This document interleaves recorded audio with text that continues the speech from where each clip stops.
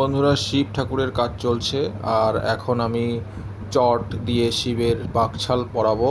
যেহেতু শিব বাবা মহাদেব বাকছাল পরে, তো সেই বাকছালের জন্য আমি এগুলো চটের উপরে আঠা মাটি আর বেলে মাটির প্রলেপ লাগানো হয়েছে। লাগানো হওয়ার পরে এই চট দিয়ে, এগুলো দিয়েই আবার মাটির শাড়ি যেগুলো করা হয় দুর্গা প্রতিমার, এই চট দিয়েই করা হয়। তো এই চট দিয়ে আমি এখন বাকছালের ওপরে যে বাবা মহাদেবের কিছুটা ডিজাইন করে একটু ভালো করে একটু কোমরে রুমাল দেওয়ার চেষ্টা করছি। রুমালের মতন আর কি, যেটা হয় গেরুয়া কালার, ওই জিনিসটা করার চেষ্টা করছি।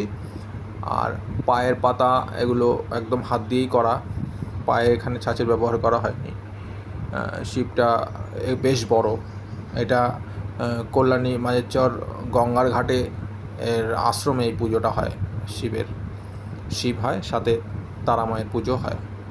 আর বেশি দিন নেই পুজোটা, তো আমি যখন রং হবে তখন রং বা ফিনিশিংয়ের পুরো ভিডিওই আমি পোস্ট করব। তোমরা সবাই দেখে নিও। চেষ্টা করব একটু ভালো করে করার, এবং প্রত্যেকটা রঙের কাজের প্রত্যেকটা অংশই আমি তুলে ধরার চেষ্টা করব। এখন যে ভিডিওটা আমি করেছি, ভিডিওটা রাতে হওয়ার কারণে এখানে আলোটা একটু কম দেখাচ্ছে, তাই সরি বন্ধুরা। টাটা, ভালো থাকবেন।